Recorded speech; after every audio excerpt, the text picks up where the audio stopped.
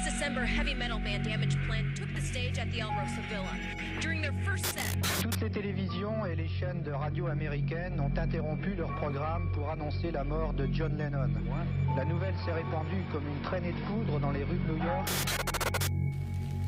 Tupac Shakur dead in Las Vegas, ironically, on this Friday, the 13th.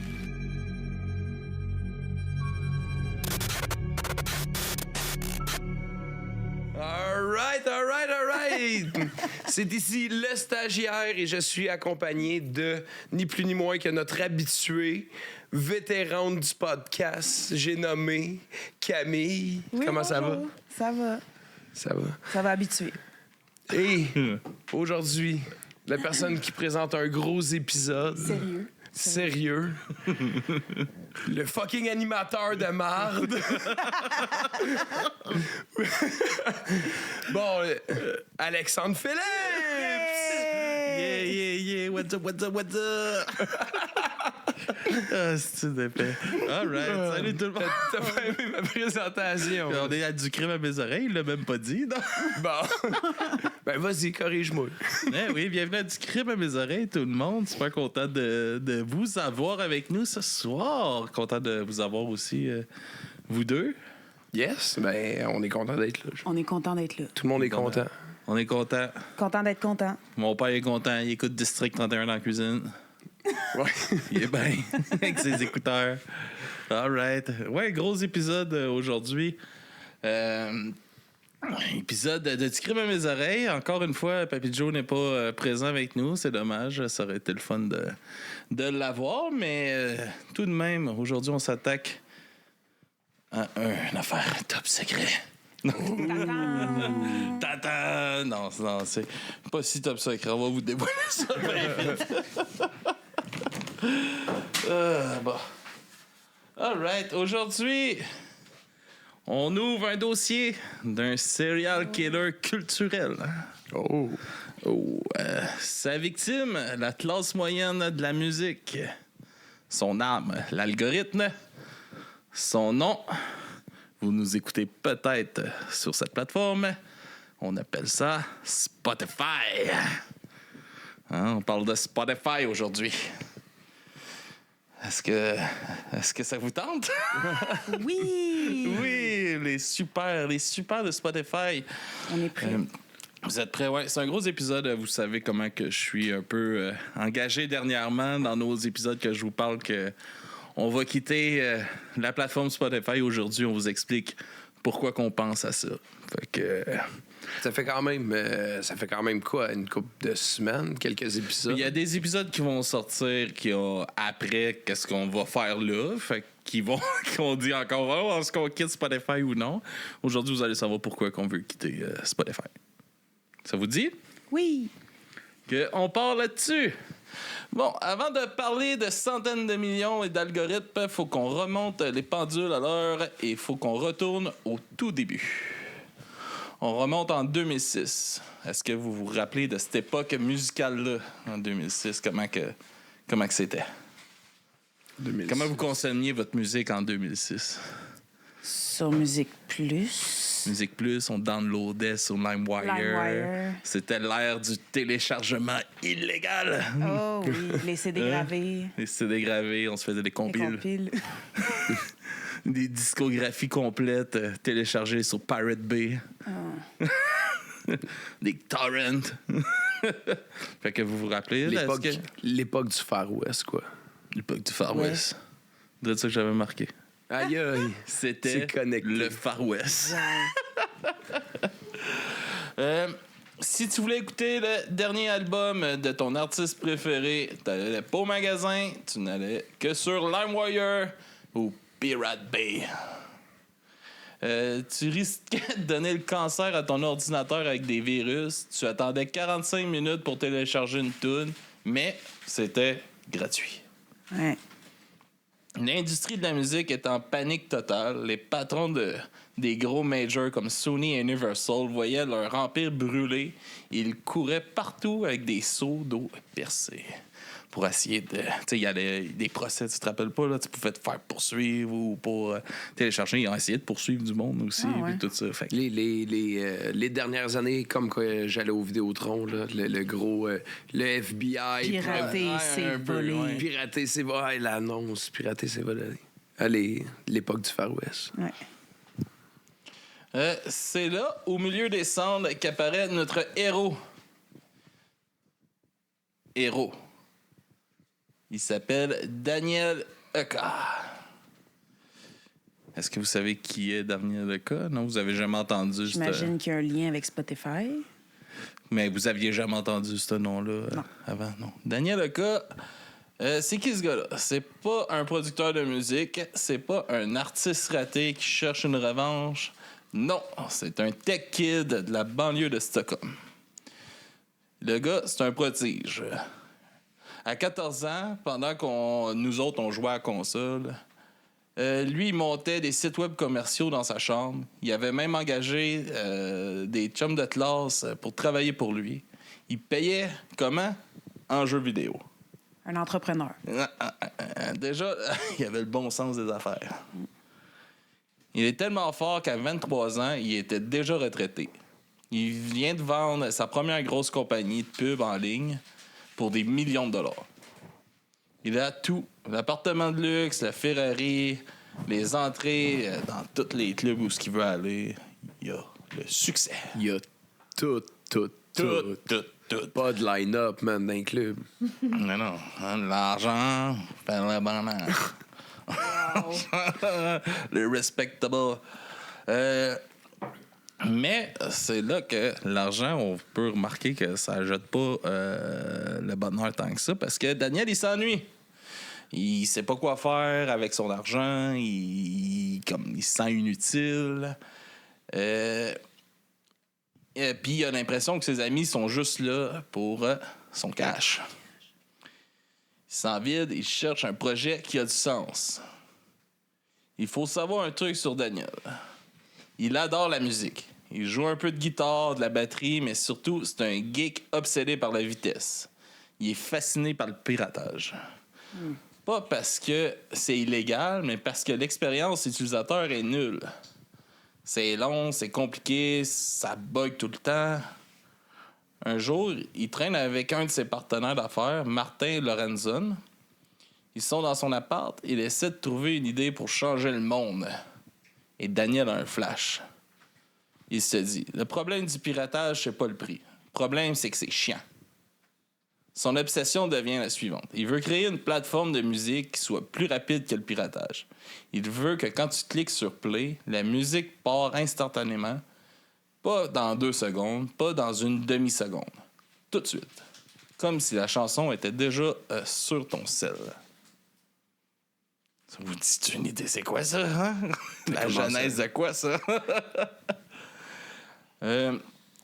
Pour lui, la musique, c'est pas de l'art à ce moment-là. C'est un défi technique. C'est un problème de latence à résoudre.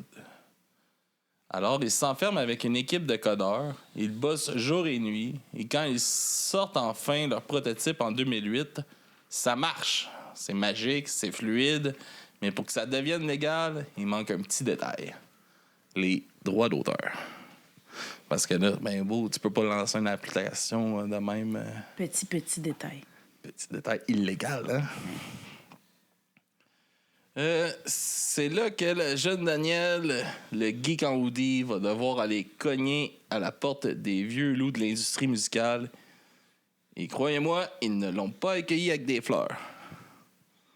Les autres, tu sais, ils se battaient contre ça, dans le fond, là, donner la musique gratuite. Puis là, c'était un peu ça son idée, là, de donnez-moi votre catalogue, puis on va distribuer votre catalogue. Mais il offrait rien en échange à l'origine?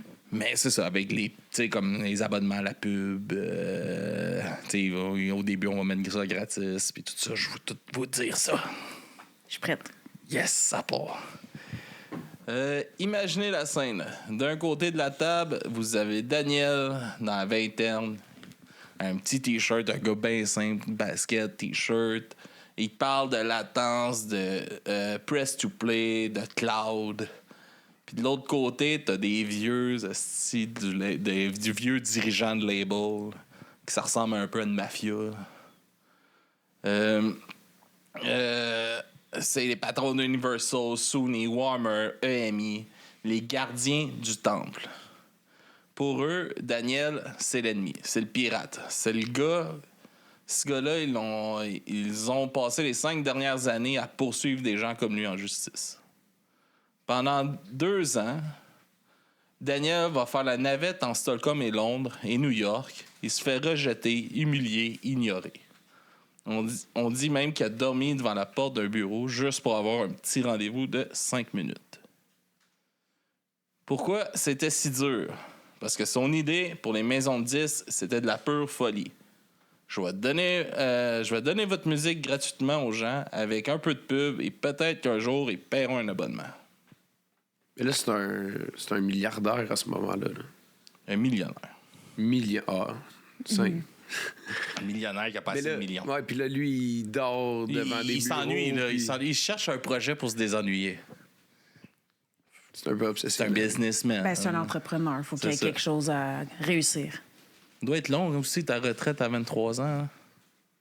J'imagine que ça doit être ça la motivation. C'est chiant la retraite.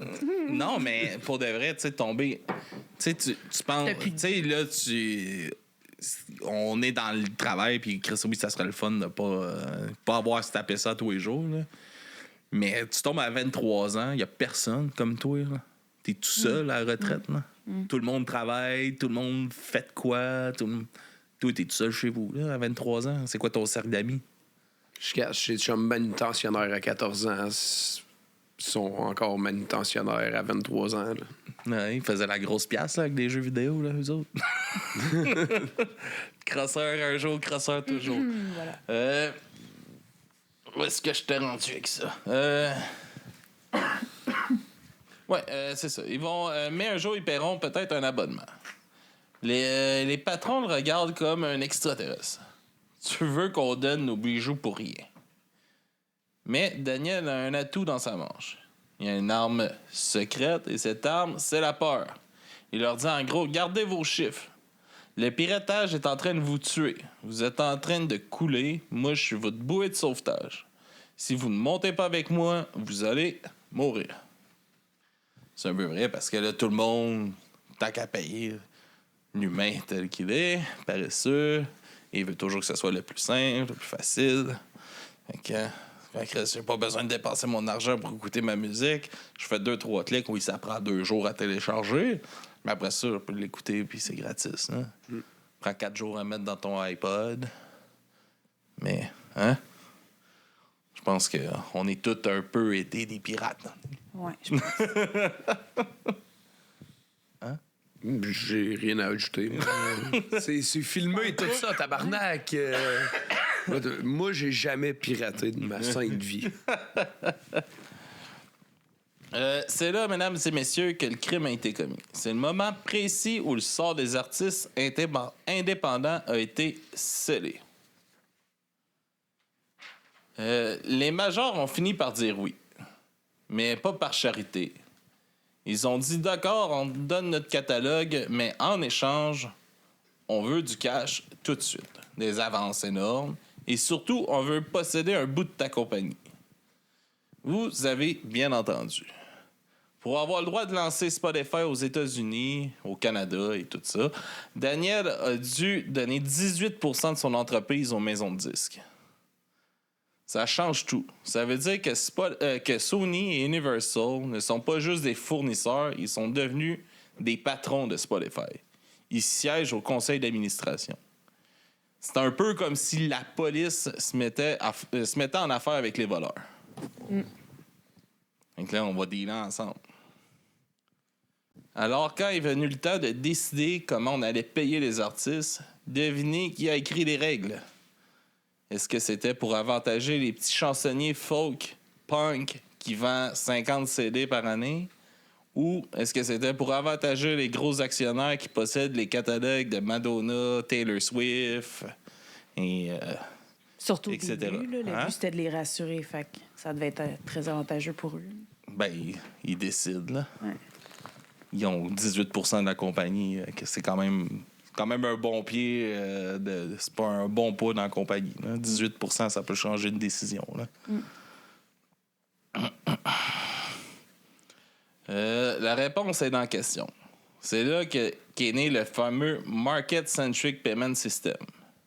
Le système au prorata. Un système conçu par les gros, pour les gros, validé par la plateforme qui leur appartient en partie. Les loups n'est pas entré dans la bergerie. Le mouton a construit la bergerie avec le loup. Ma fille a fait un affaire de loup, là, m'a inspiré. Qu'est-ce que t'allais dire? Excuse. Ah, je disais rien que ta dernière phrase c'était poétique. Une fois les contrats signés avec les majors, la machine est lancée. Et honnêtement, c'est une machine de guerre. Est-ce que vous vous rappelez les premières années sur Spotify? Non. Quand que vous avez commencé à utiliser vos premières années à vous autres? Je pense que j'ai commencé à l'utiliser vraiment tard. Mais quand même, ça a quand même changé quelque chose, l'utilisation de cette plateforme-là pour votre écoute puis tout ça. J'utilisais Apple Music. Bon, même affaire un peu. C'est le même genre de plateforme, mais en tout cas. C'était environ 2014-2015 au Québec. C'était comme ça, magique. Tu tapais n'importe quel nom et pouf, ça jouait. Fini le CD rayé qui saute dans le char. Fini l'iPod qui fait synchroniser pendant des heures. Spotify a utilisé une stratégie digne d'un dealer de drogue. La première dose est gratuite. Le modèle gratuit avec des pubs était génial pour nos hooks. Une fois qu'on avait fait nos playlists et qu'on avait nos chansons dans leur système, on ne pouvait plus vraiment partir. On a sorti la carte de crédit, 10$ par mois, le prix de 2 cafés pour toute la musique du monde. Hein? Ouais. C'est beau, hein? C'est bien fait. Ça donne le goût, hein? Il y a un truc pervers qui s'est installé sans qu'on s'en rende compte. Spotify n'a pas juste changé le support, ils ont aussi changé notre attention. Ils ont changé la façon qu'on consomme l'art. Avant, quand tu achetais un album, mettons Nevermind de Nirvana ou peu importe, tu l'avais payé 20$. Tu t'assoyais, tu ouvrais le livret, tu l'écoutais du début à la fin. Tu donnais une chance aux chansons weird, celles qui n'étaient pas des singles, tu prenais le temps de l'écouter. Ouais. Je sais pas si vous vous rappelez de Ça, ça. c'est vraiment temps. Ah, moi, j'en avais du CD.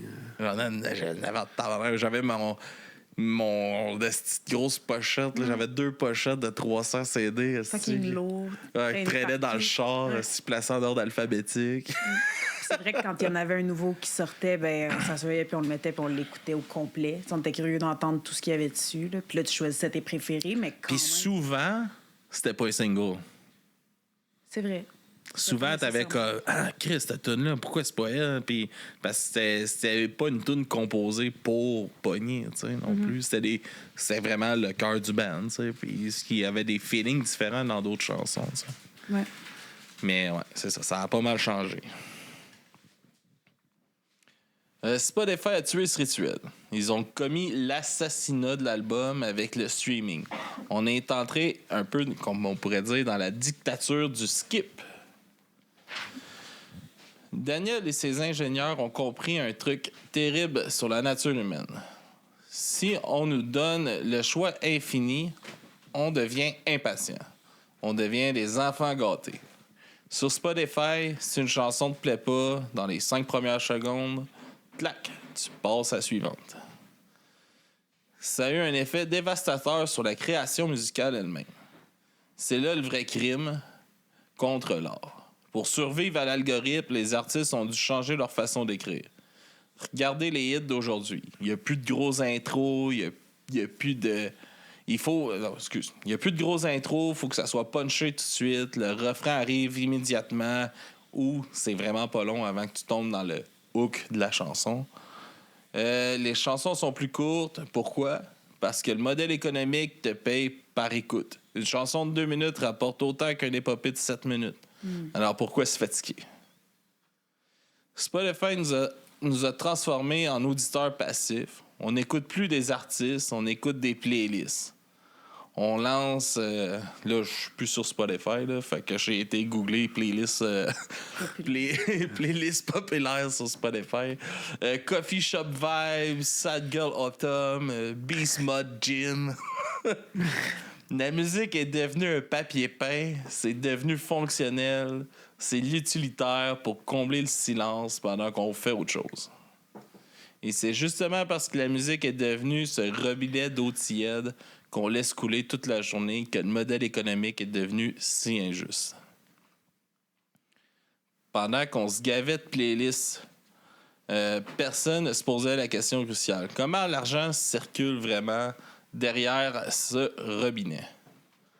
On a toute cette image naïve en tête. On se dit, je paye 10$ par mois, j'écoute, disons, le groupe métal de mon cousin, un peu de punk local. Donc, mon 10$ sert à payer mon cousin et le petit band punk. C'est logique, mais c'est pas le modèle que utilise Spotify. C'est le modèle que, si ça serait ça serait le modèle qu'on appellerait centré sur l'utilisateur. Par exemple, si on le met en image, si je mange au resto vegan, je veux pas que mon argent aille à la boucherie du coin. Logiquement. Sauf que c'est pas comme ça que ça marche. Dès le départ, les ententes signées avec les majors étaient basées sur ce qu'on appelle le Market-Centered Payment System. Comme que je vous disais tantôt, voyez ça comme une immense piscine olympique.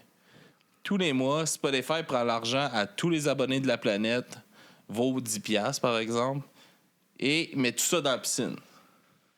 C'est le chiffre d'affaires global.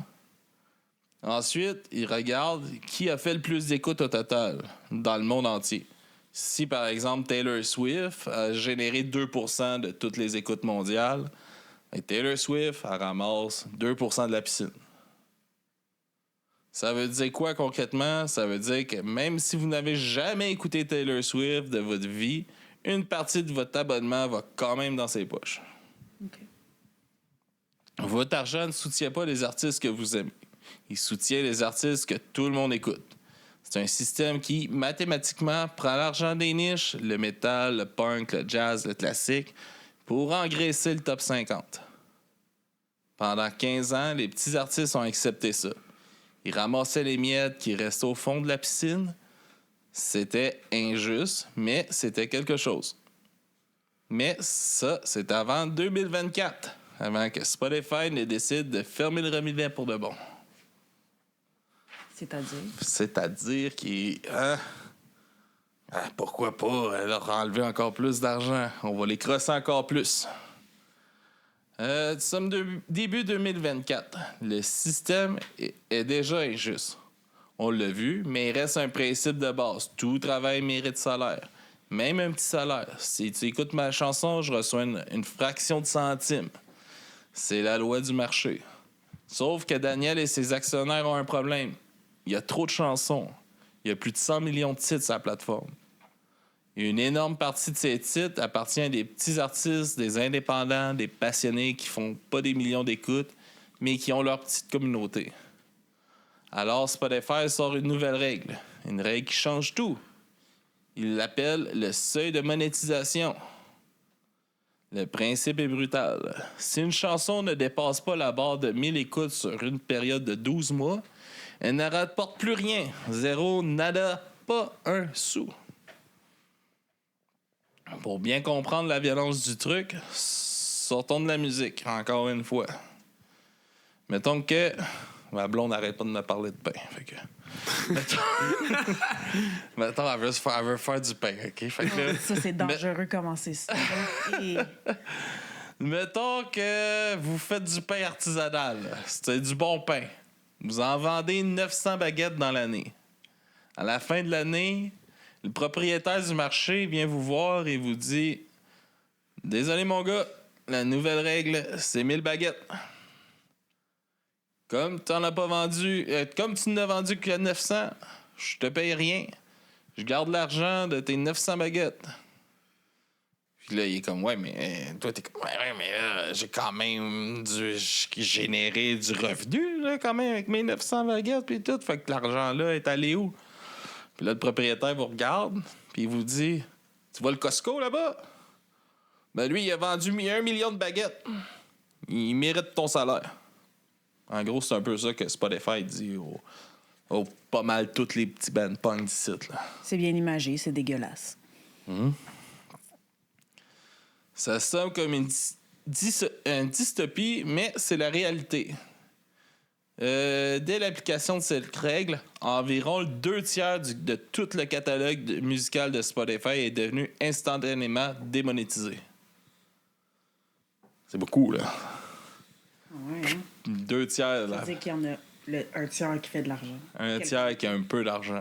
Puis un peu d'argent. Les gros, ils en font, puis il reste une partie du Ouais, tiers. mais attends une minute, il y a une autre crosse après. Ah, là. OK, ça. C'est pas fini, là. Pourquoi pas crosser encore plus ceux-là qui font tu sais, un petit peu plus que... Explique-nous comment ils enfoncent la lame encore plus profond que d'avoir juste un tiers des artistes qui font de l'argent. Ouais, c'est ça. On va y venir. L'excuse officielle de Spotify pourquoi qu'ils font ça, t'sais, leur excuse officielle, ils disent que c'est pour lutter contre la fraude et que les frais bancaires pour virer des petits montants, 3$, 5$, coûtent trop cher. Ils disent que cet argent dormait dans des comptes et que les artistes oubliaient de les retirer. C'est l'argument du ménage administratif. OK. Une belle excuse, hein? Belle excuse pour t'enlever ton salaire. Mais regardons les chiffres. Une chanson qui fait 900 écoutes, c'est environ 2,70 que tu rapportes avec 900 écoutes sur Spotify. C'est rien pour Daniel, mais multiplier ces 3 ou 4 $ là par les dizaines de millions de chansons concernées. On parle d'une somme estimée à environ 40 millions de dollars par an. 40 millions de dollars qui ont été générés par le travail des petits. Et scandale éthique, il est là. Où va cet argent? Spotify ne le garde pas pour lui, ce serait illégal. Il ne le rend pas aux abonnés, ce serait trop gentil. Non, ils remettent cet argent-là dans la fameuse piscine olympique dont on parlait tout à l'heure. Ça veut dire que l'argent volé au petit groupe punk de Rouyn-Noranda qui fait 800 écoutes est redistribué au prorata. Donc, au plus gros, l'argent des pauvres sert littéralement à augmenter le chèque de Taylor Swift, de Drake, de Weeknd, puis blablabla, blablabla. Puis ça leur fait faire plus d'argent parce que ça réduit leurs frais, si j'ai bien compris. Ben, c'est pas De ça. virement, puis tout ça. Ben oui. Ouais, oui, à Spotify, oui, ça c'est sûr. C'est un transfert de richesse massif du bas vers le haut. C'est le principe du Robin des Bois inversé. Vous pensez peut-être, bon, d'accord, c'est dur pour les tout petits artistes, mais si je suis un artiste moyen qui fait ses preuves, je suis en sécurité. Détrompez-vous. Une fois que Spotify a nettoyé le bas de l'échelle avec la règle des 1000 écoutes, ils ont mis en place un piège redoutable pour la classe moyenne. Ça s'appelle le Discovery Mode.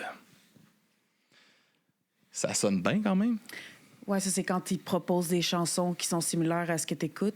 Surtout quand tu as le mode gratuit, tu peux pas les enlever. Fait que le mode découverte, on dirait une fonctionnalité cool pour aider les fans à trouver de la nouvelle musique. En réalité, c'est ce qu'on appelle en bon québécois de la crosse. C'est un système de pot de vin légalisé. Voici comment ça marche. Spotify va voir un artiste ou son label et lui dit « Hey! Tu veux qu'on pousse ta chanson? Tu veux qu'on te mette dans les recommandations automatiques? Qu'on le glisse dans les oreilles des gens quand leur playlist est finie? » Toi, tu te dis « Ben oui, c'est sûr que je veux ça, je veux être entendu. » Et Spotify te répond avec un petit sourire. « Parfait, on va te booster, mais en échange, tu acceptes qu'on te paye moins cher pour toutes ces écoutes-là. » Ben oui.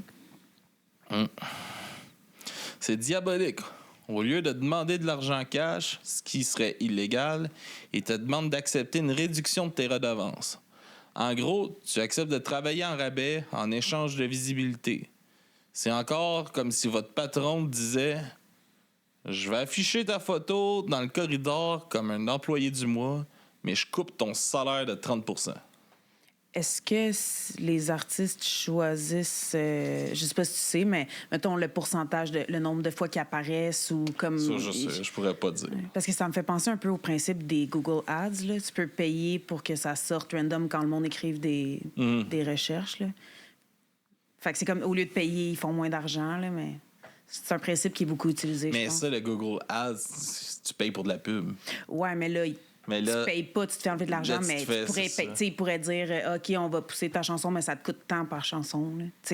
Ouais, mais tu perdrais pas de l'argent. Les autres, ils feraient pas de l'argent parce qu'ils te paieraient. Ouais, je comprends. Ils te paieraient pour les écoutes que t'aurais de plus. Là, le but, c'est de pas te payer pour les écoutes que t'as de plus. Ouais, je comprends.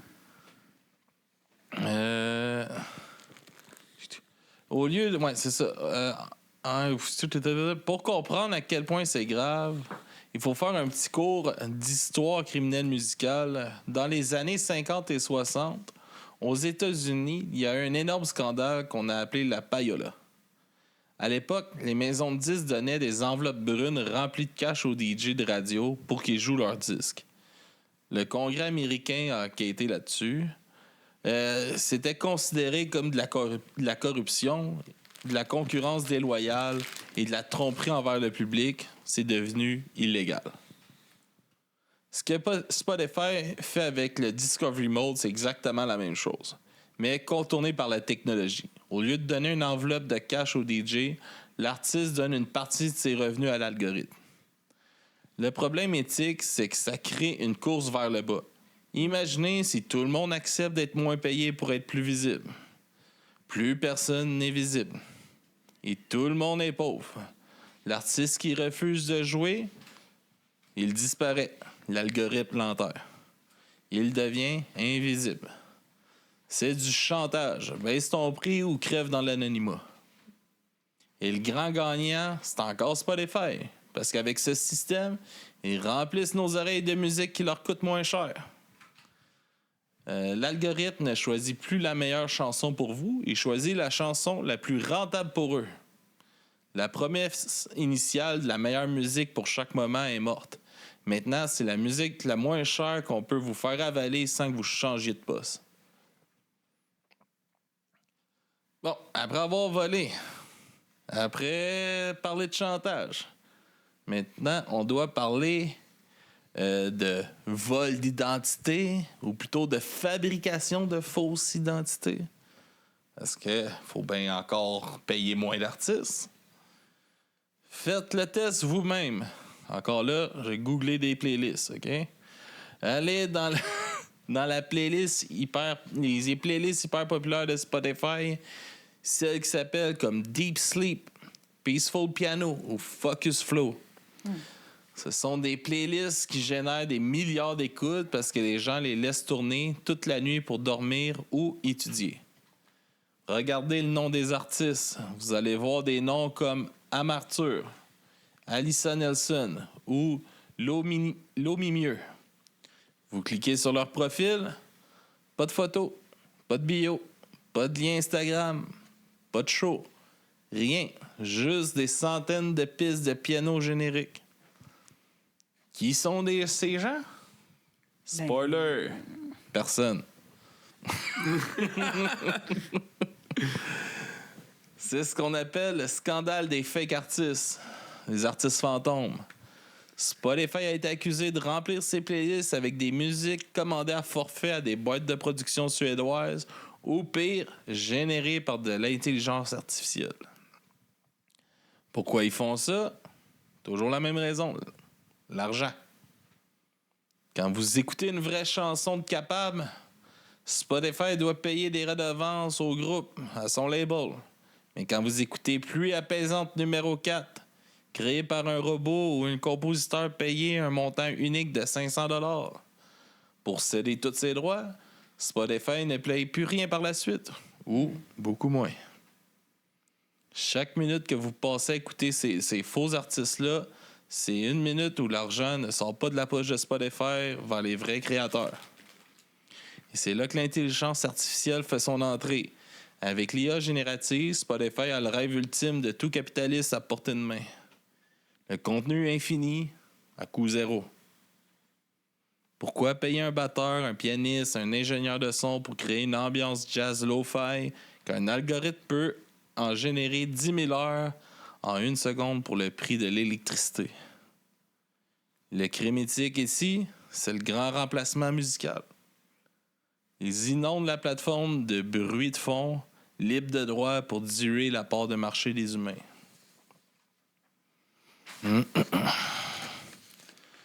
Les vrais musiciens d'ambiance, les compositeurs de classiques, les beatmakers, ils se battent maintenant contre des machines qui ne dorment pas, qui ne mangent pas, qui ne demandent pas de redevance.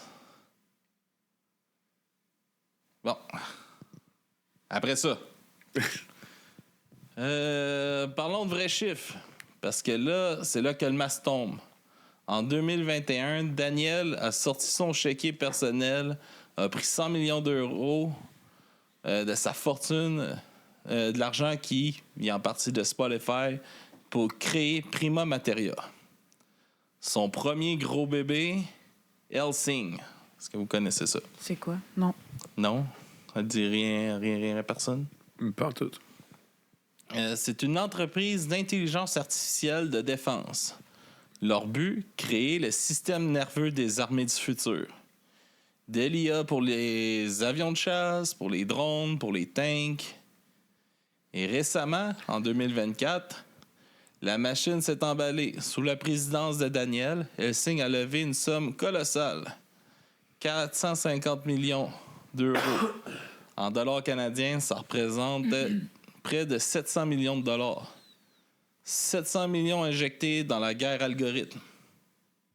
C'est plus d'argent que ce que la quasi-totalité des musiciens de la planète ne verront jamais. Et le lien avec les conflits actuels, il est vicieux. D'un côté, Daniel développe des IA de guerre qui rassemblent étrangement au système de ciblage utilisé dans les zones de conflit les plus meurtrières. De l'autre, regardez qui possède Spotify maintenant.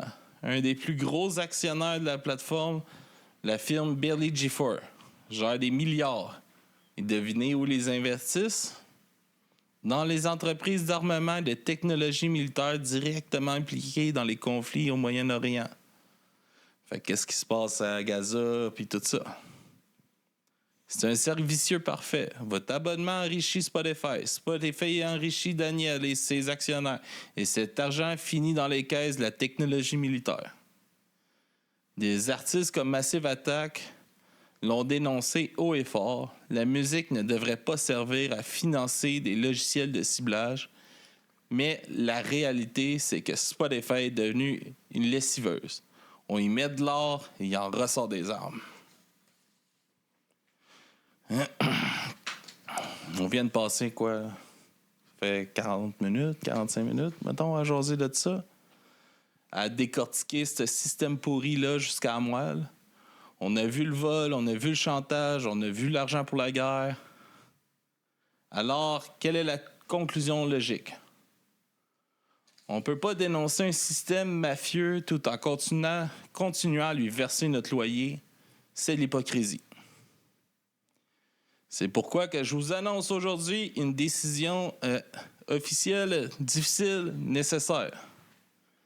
Cet épisode-là est le dernier que vous entendrez sur Spotify. Dès la semaine prochaine, du crime à mes oreilles, du bruit à mes oreilles, puis tous nos podcasts vont retirer nos épisodes de cette plateforme-là. On refuse que notre contenu serve d'appât pour vendre des abonnements qui financent des armes. C'est radical, je sais que c'est pas pratique, mais le confort justifie pas la complicité. Si vous voulez continuer à nous suivre, nous serons disponibles partout ailleurs. Vous pouvez aller nous trouver sur Apple Podcasts, YouTube. Moi, j'utilise Podcast Addict pour m'écouter mes podcasts.